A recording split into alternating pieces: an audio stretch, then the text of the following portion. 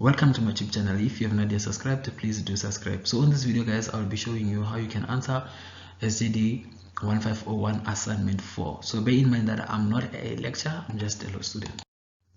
So as you can see, assignment 4 is a forum assignment, which means that you have to answer it here on Tool Forum. So go through this paragraph and these links in order to understand the content of this assignment. So before you can attempt to answer, you need to understand what is IPV. IPV is intimate partner violence. So people kind of like think that IPV is the same as gender basic violence, and which is incorrect. Gender basic violence is gender basic violence. IPV is IPV, just that they may have some similarities, but IPV is IPV, gender basic violence is gender basic violence.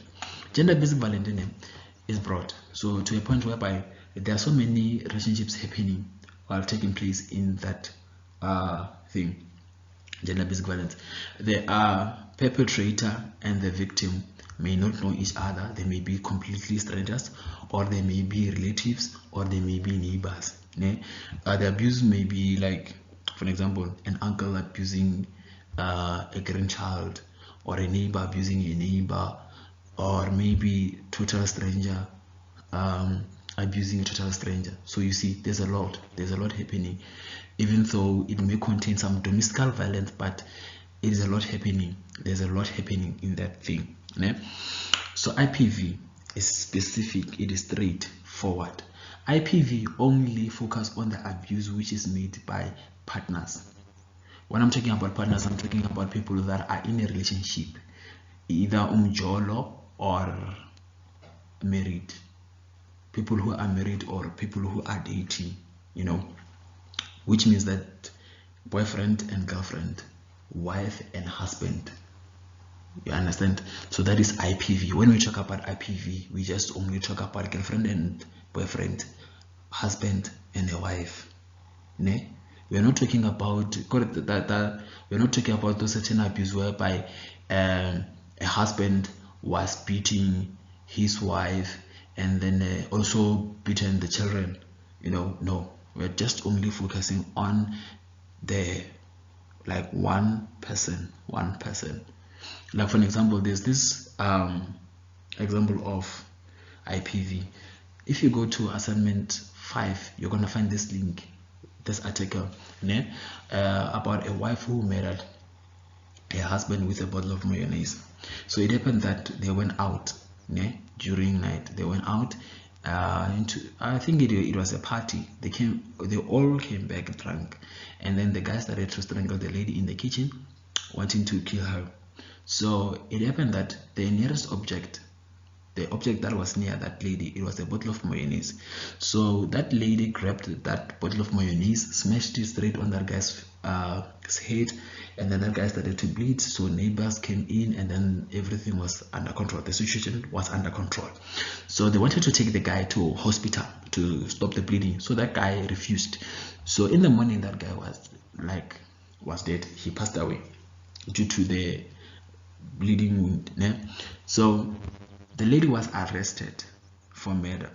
So that is kind of like the abuse that happened, even though the court does not know that the lady was also abused, even though that she has to prove beyond reasonable doubt or what, but there was an abuse. That abuse occurred between two partners who were married.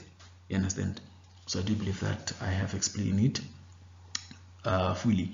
So yeah, let's go to number 1. In light of current issues of IPV, crime against women, briefly discuss what the implications will be for the police, the court, and correctional services. So you have to focus on IPV, but we are looking at the side of ladies who are being victimized. That's why it further states that crime against women. So you need to focus on the side of women. You don't have to focus on the guys. I know that guys also get abused by their partners, but they want you to focus on the side of women. So when it states that briefly discuss what are the implications, it simply means that how can the police assist ladies who are victim of IPV? How can the police help?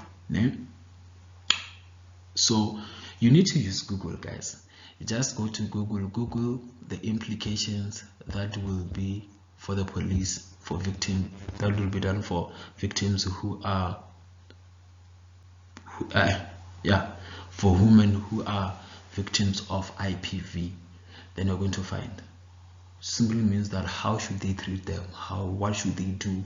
So normally they should open a docket, they should take a statement in private, they should investigate the matter. If the person is not speaking their language, they should find an interpreter so that they can take a clear statement. And then there's so many points, guys, just that you have to go there and Google. If I was to tell you, I know that most of you are going to just copy and paste and then Ziasha, and then you end up writing the same thing. And then there are some certain things about that. I'm just saying there's some certain things that police can even do. If maybe let's say that a guy beaten up a lady, and then if the lady was to return to that place, then the guy was going to do more harm to her. They can try to search for a shelter for that person, and then also they may refer that person, that victim, to some certain groups, maybe for people who went through the abuse, or people who kind of like were affected by IPV, psychological or what, certain groups that will help you out to move forward, to build you or to rebuild you or to support you. Yeah? And then the court, you also have to, after writing a paragraph talking about how the police should help victims of IPV, and especially women, women, we are not including men. And then you move to the court, the implications that the court has to do. The court, mostly I know that people like it when they say that the court should just throw away the key. So you should just check the implications which the court have to do. The court has to give the victim a legal representative if she cannot afford one. Those are some points which you can include. So if you Google, you're going to find more points. And then correctional service, guys, it deals with rehabilitation. It deals with rehabilitations for victims. So I do believe that you will not be wrong if you talk about the inmates. Obviously the inmate is going to be the guy who committed that thing. So what should happen to that guy in correctional service? If you Google the implications which should be done by the correctional service, is that they should offer rehabilitation to the inmate. The inmate is a prisoner. Rehabilitation is more like trying to find out why did the guy do those kind of like illegal act, and how can they treat him psychologically so that he may see human beings as human beings, like ladies as human beings, and stop abusing them and what. So it's kind of like help with psychological matters. And also including, they should make sure that the inmates are always in their cells or prison, so that they may not go and victimize the victims again, so that the victims may feel, safe. And then they should also inform the victim before they can release the inmate, whether through parole or finishing the sentence or what. If the victim wants to oppose, then they can have time to oppose. Then let's move to number 2. So number 2, as you can see, name 2 main acts of legislation applicable when dealing with domestic violence and intimidation. So here, guys, this one, there's no way that you can paraphrase. You just have to take it the way it is. Yeah. So just go to Google. You can just copy and paste, starting from acts of legislation applicable when dealing with what to intimidation.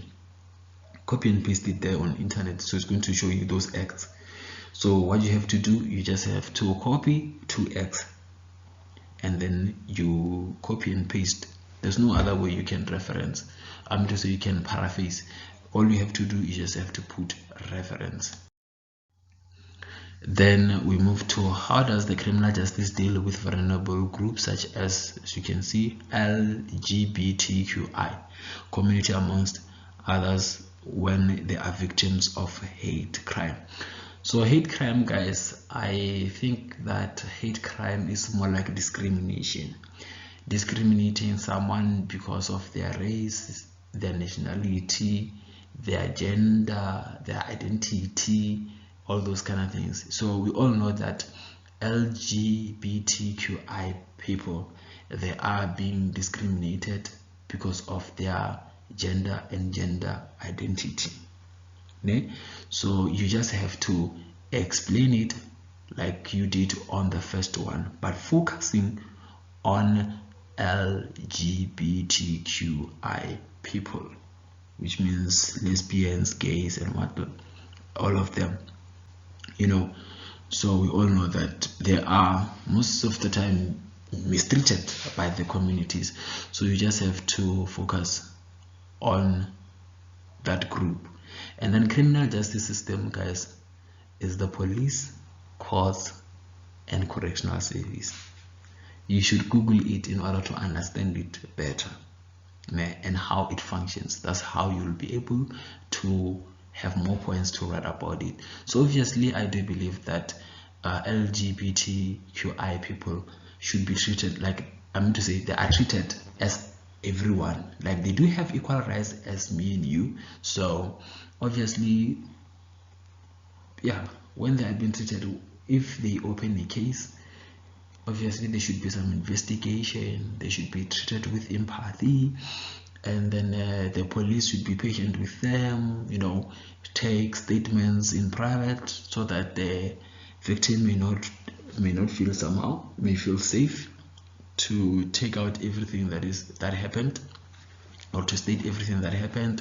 Yes, they should also be given a translator where necessary, and then they should also be given some also supportive groups, because of most of them, they go through a lot of trauma created by community members and whatnot.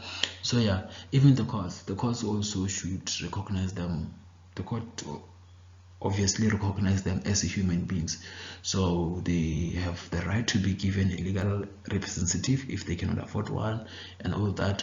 And then including correctional service, which means that the people that commit hate crimes should be rehabilitated. So I do believe that I have explained it well enough. So guys, if you have any comment or any question, I mean to say, if you have any question, please do comment, then I will respond. Please don't forget to subscribe.